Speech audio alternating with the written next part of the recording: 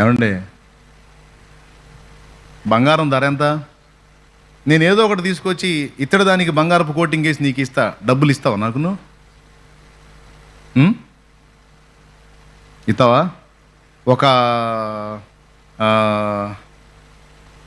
200 గ్రాముల బంగారాన్ని నీకు ఇస్తాను, ఏది కంచు తీసుకొచ్చి దాని మీద గోల్డ్ కోటింగ్ వేసి నీకు ఇస్తాను, నువ్వు తీసుకుంటావా? నువ్వు డబ్బు పెడతావా దానికి?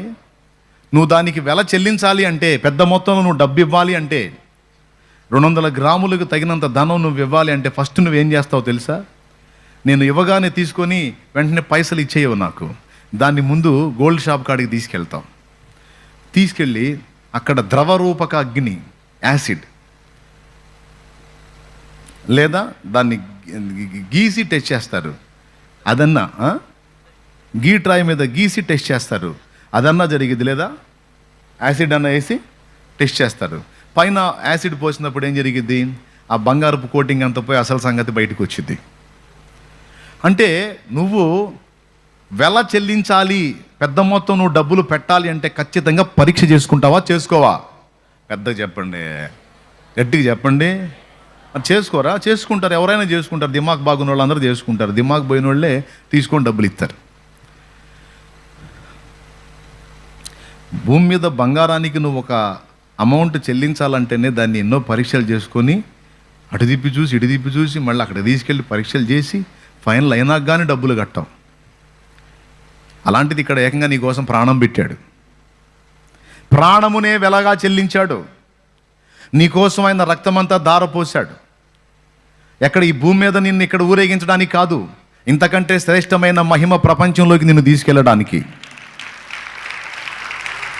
అగ్ని ఆరని, పురుగు చావని ఘోరమైనటువంటి శిక్ష నుంచి, పాప శిక్ష నుంచి, నరక శిక్ష నుంచి నిన్ను కాపాడటానికి తన ప్రాణాన్నే పణంగా పెట్టినోడు చెక్ చేసుకోడు? చెప్పరేమండి? ఏం చేసుకోవద్దా? చెక్ చేసుకోవద్దా? న్యాయమా కాదా చెప్పు? న్యాయమే. నీ నాణ్యత తేలాలి, నీ ఒరిజినాలిటీ తేలాలి, నీ భక్తి, నీ విశ్వాసం, దాని యొక్క పరిపూర్ణత ఆయన గ్రహించాలి. అందుకే పరిశోధన తప్పనిసరి. కొన్నిసార్లు ఆయన కొన్ని పరిస్థితులను అనుమతించి పరిశోధిస్తాడు.